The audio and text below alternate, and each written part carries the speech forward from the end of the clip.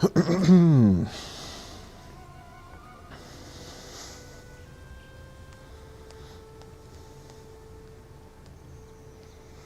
Welcome. Welcome.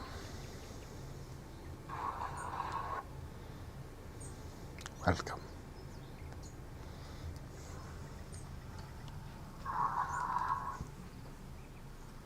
Welcome.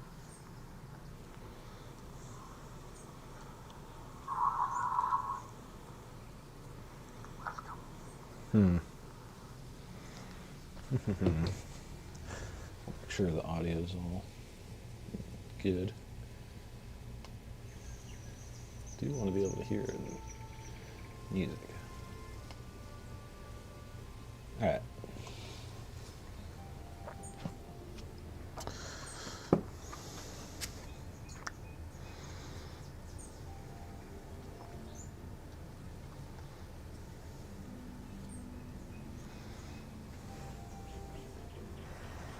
Ezra Ripley, D.D. We love the venerable house our fathers built to God. In heaven are kept their graceful vows. Their dust endears the sod. From humble tenements around came up the pensive train, and in the church a blessing found that filled their homes again. Ezra Ripley, D.D. Ezra Ripley was born May 1st, 1751, O.S., at Woodstock, Connecticut. He was the fifth of the 19 children of Noah and Lydia Kent Ripley. 17 of these 19 children married, and it is stated that the mother died leaving 19 children, 102 grandchildren, and 96 great-grandchildren. The father was born at Hingham, on the farm purchased by his ancestor, William Ripley of England, at the first settlement of the town, which farm has been occupied by 7 or 8 generations. Ezra Ripley followed the business of farming till 16 years of age, when his father wished him to be qualified to teach a grammar school, not thinking himself able to send one son to college without injury to his other children.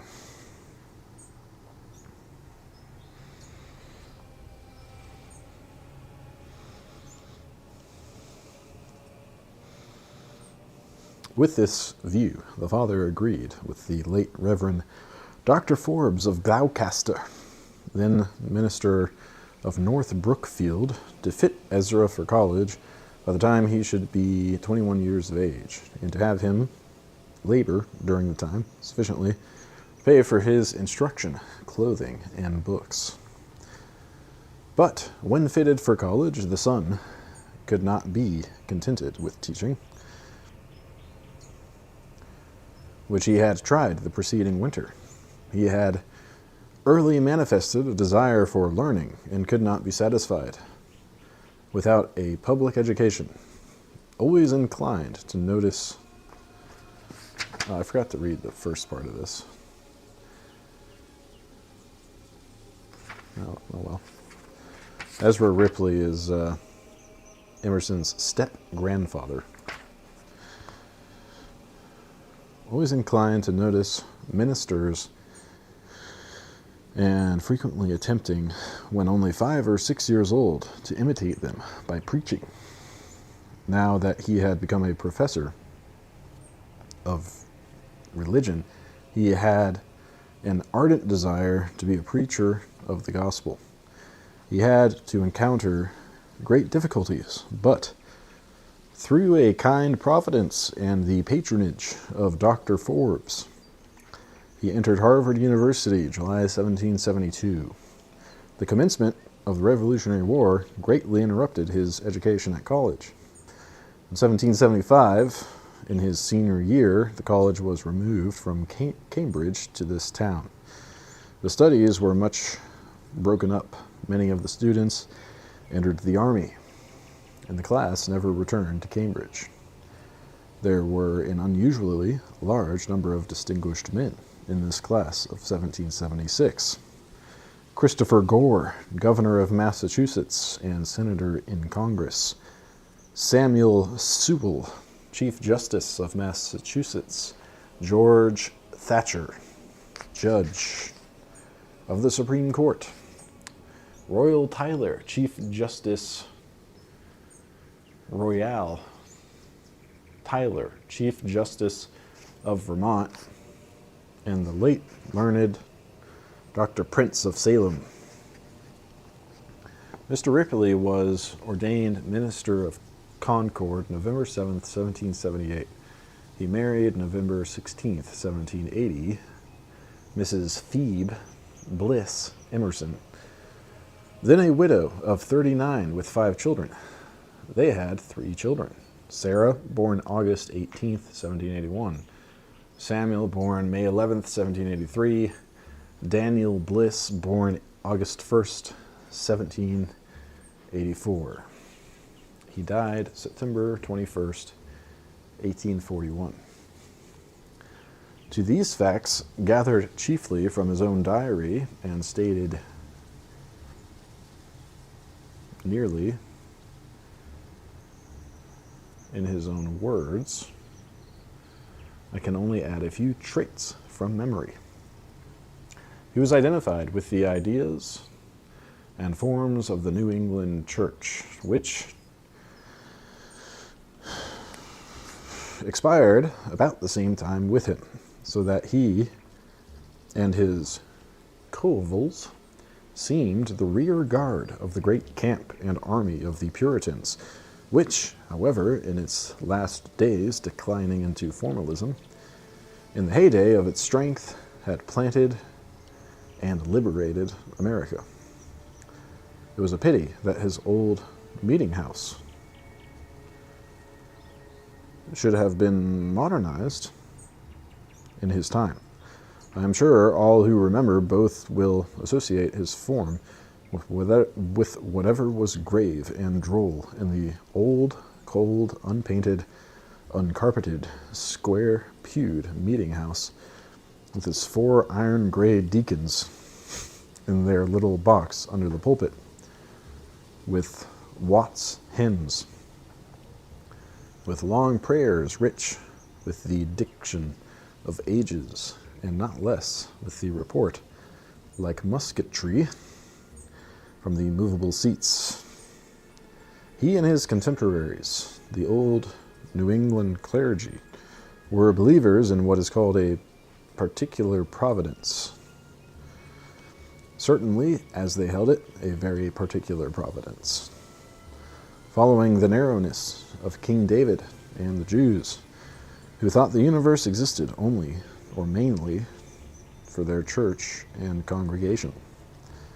Perhaps I cannot better illustrate this tendency than by citing a record from the diary of the father of his predecessor, the minister of Malden, written in the blank leaves of the almanac for the year 1735.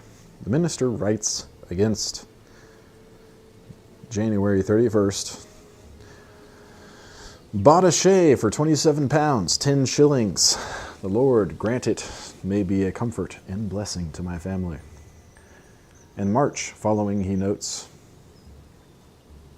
had a safe and comfortable journey to York. But April 24th, we find, shay overturned with my wife and I in it, yet neither of us much hurt. Blessed be our gracious preserver. Part of the shay, as it lay upon one side, went over my wife, and yet she was scarcely anything hurt. How wonderful the preservation. Then again, May 5th, went to the beach with 3 of the children. The beast, being frightened when we were all out of the shay, overturned and broke it. I hope I desire it, that the Lord would teach me suitably to resent this providence, to make suitable remarks on it, and to be suitably affected with it. Have I done well to get me a shay? Have I not been proud or too fond of this convenience? Do I exercise the faith, the divine care and protection which I ought to do? Should I not be more in my study and less fond of diversion? Do I not withhold more than is meet from pious and charitable use? Well, on 15th May, we have this. Shay brought home, mending cost 30 shillings. Favored in this respect beyond expectation. 16th May, my wife and I rode together to Rumney Marsh. The beast frighted several times, and at last we have this record June 4th.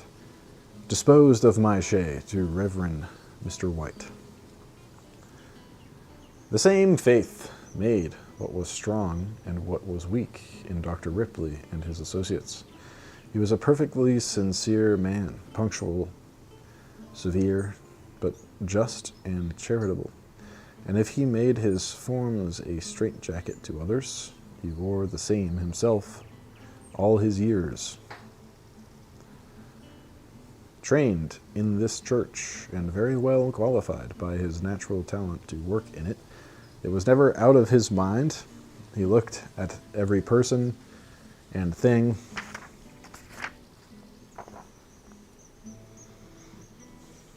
from the parochial point of view. I remember when a boy driving about Concord with him, and in passing each house he told the story of the family that lived in it, and especially he gave me anecdotes of the 9 church members who had made a division in the church in the time of his predecessor, and showed me how every one of the 9 had come to bad fortune or to a bad end. His prayers for rain and against the lightning, that it may not lick up our spirits, and for good weather and against sickness and insanity, that we have not been tossed to and fro until the dawning of the day, that we have not been a terror to ourselves and others, are well remembered, and his own entire faith that these petitions were not to be overlooked, and were entitled to a favorable answer. Some of those around me will remember one occasion of severe drought in this vicinity, when the late Reverend Mr. Goodwin offered to relieve the doctor of the duty of leading in prayer. But the doctor, suddenly remembering the season, rejected his offer with some humor, as with an air that said to all the congregation, "This is no time for you, young Cambridge men. The affair, sir, is getting serious. I will pray myself." One August afternoon, when I was in his hay field helping him with his man to rake up his hay, I will remember his pleading, almost reproachful looks at the sky, when the thunder gust was coming up to spoil his hay. He raked very fast, then looked at the cloud and said, "We are in the Lord's hand," and seemed to say, "You know me, this field is mine, Dr. Ripley's, thine own servant." He used to tell the story of one of his old friends, the minister of Sudbury, who, being at the Thursday lecture in Boston, heard the officiating clergyman praying for rain. As soon as the service was over, he went to the petitioner and said, "You Boston ministers, as soon as a tulip wilts under your windows, go to church and pray for rain until all Concord and Sudbury are under water." I once rode with him to a house at 9 Acre Corner to attend the funeral of the father of a family. He mentioned to me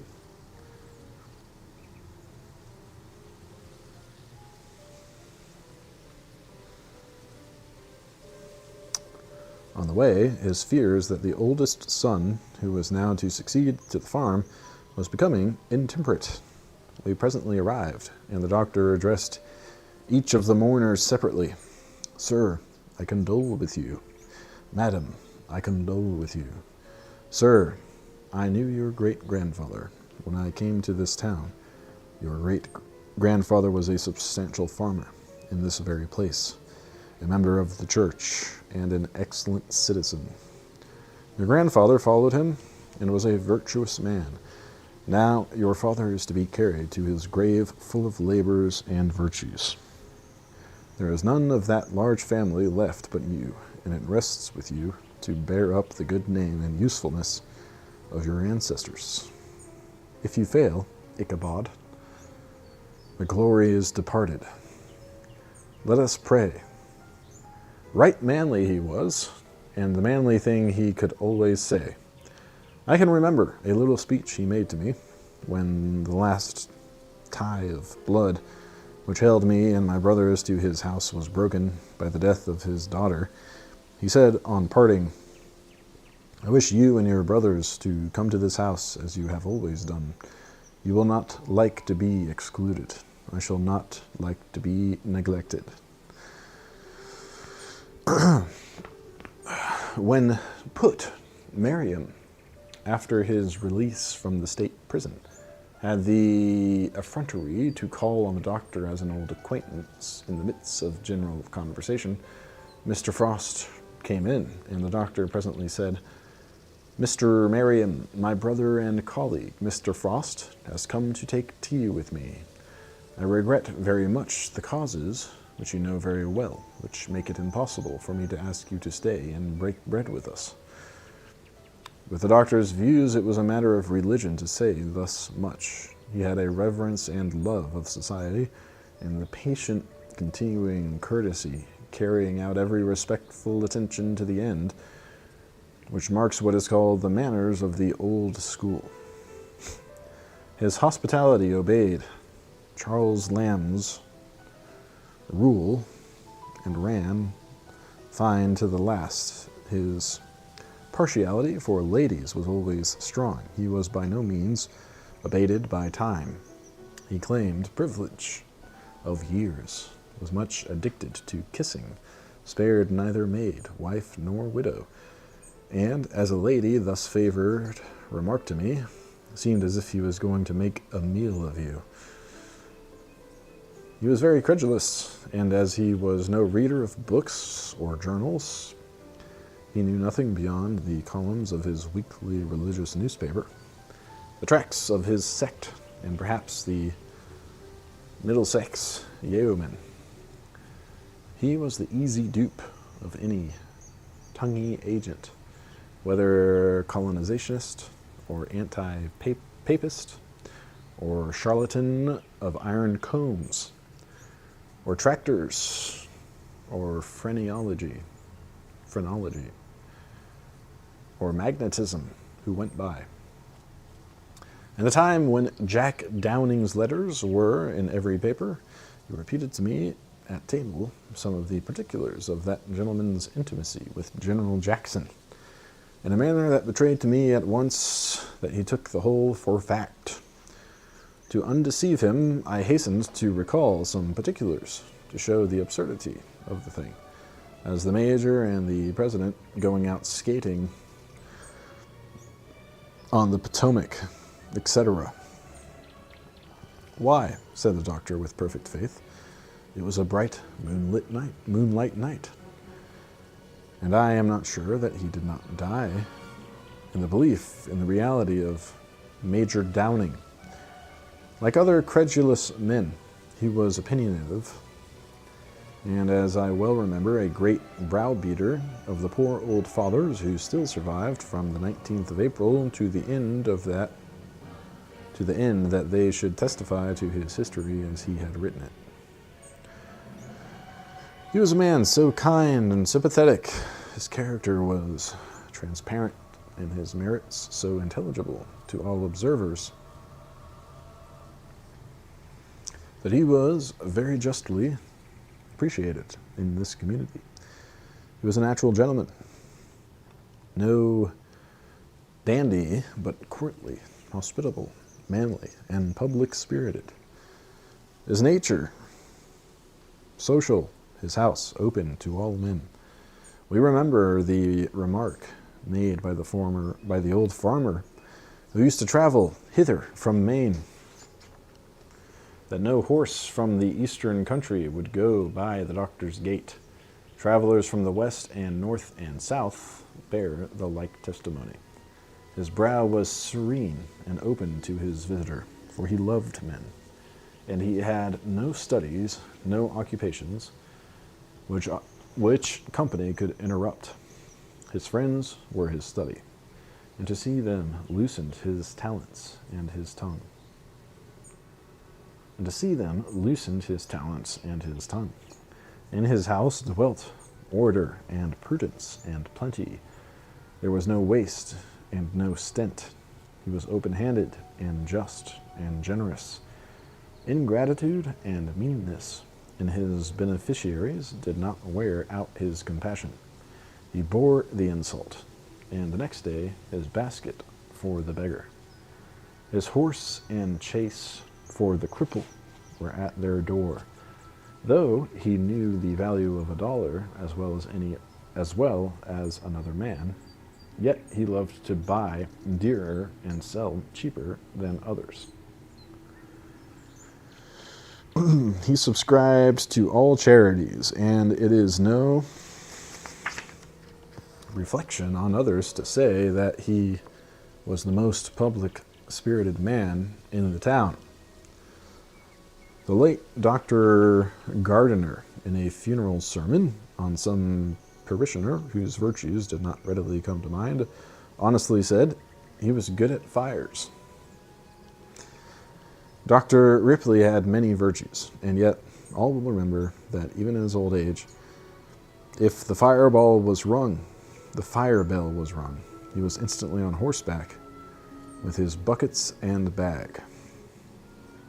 He showed even in his fireside discourse traits of that pertinency and judgment, softening ever and anon into elegancy, which made the distinction of the scholar, and which, under better discipline, might have ripened into a Bentley or a Porson.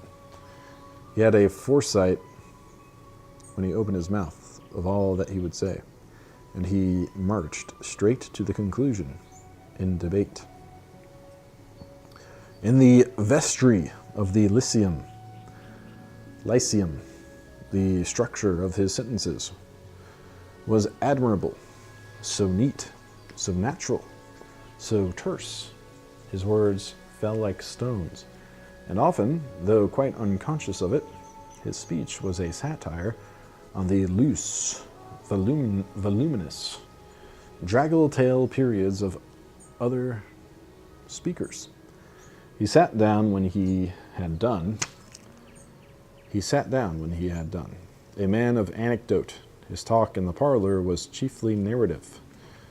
We remember the remark of a gentleman who listened with much delight to his conversation at the time when the doctor was preparing to go to Baltimore and Washington, that a man who could tell a story so well was company for kings and John Quincy Adams. Sage and savage strove harder in him than in any of my acquaintances, each getting the mastery by turns, and pretty sudden turns. Save us from the extremity of cold and these violent sudden changes. The society will meet after the Lyceum, as it is difficult to bring people together in the evening, and no moon. Mr. N.F. is dead, and I expect to hear of the death of Mr. B. It is cruel to separate old people from their wives in this cold weather.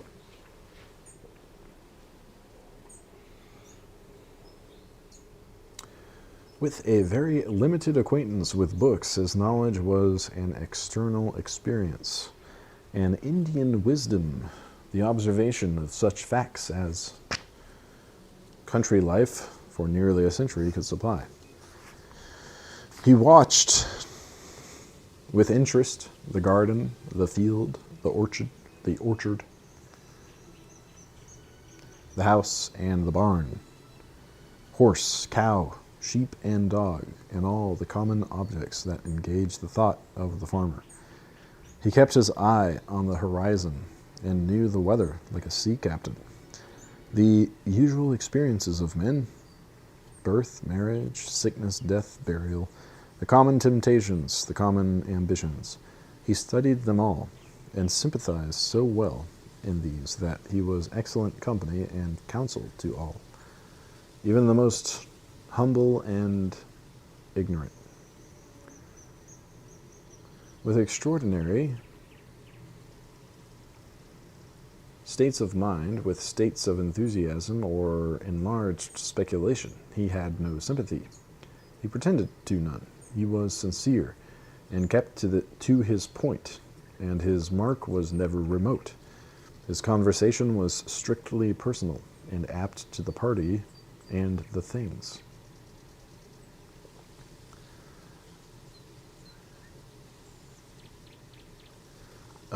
And apt to the party and the occasion.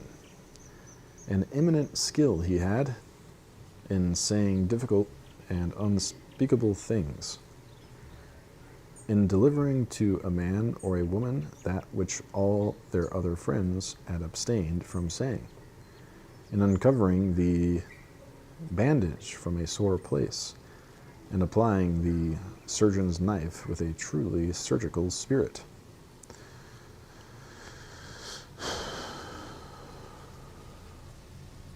Was a man a sot or a spendthrift, or too long time a bachelor, or suspected of some hidden crime, or had he quarreled with his wife, or collared his father, or was there any cloud or suspicious circumstance in his behavior? The good pastor knew his way straight to that point, believing himself entitled to a full explanation, and whatever relief to the conscience of both parties plain speech could effect was sure to be procured.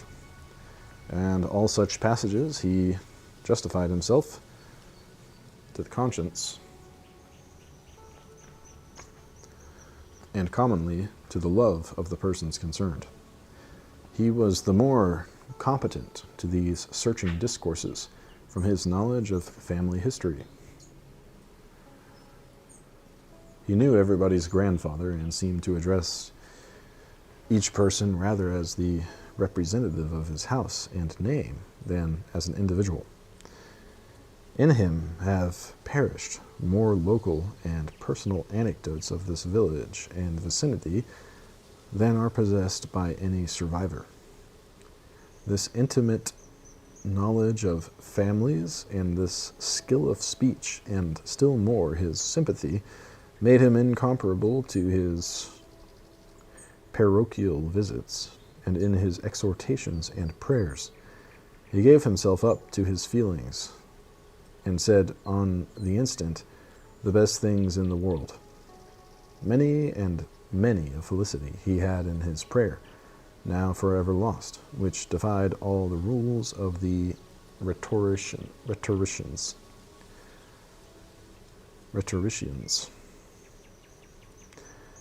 He did not know when he was good in prayer or sermon, for he had no literature and no art, but he believed, and therefore spoke.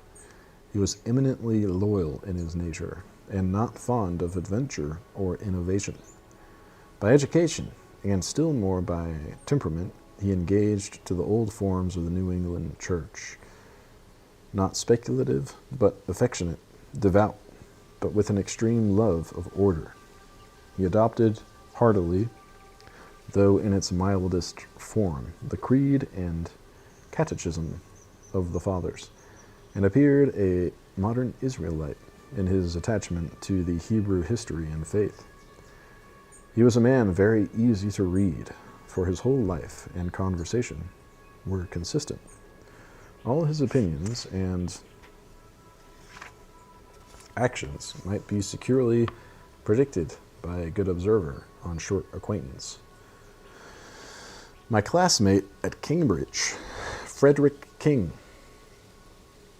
told me from Governor Gore, who was the doctor's classmate, that in college he was called Holy Ripley, and now in his old age, when all the antique Hebraism and its customs are passing away, it is fit that he too should depart. Most fit that in the fall of laws a loyal man should die.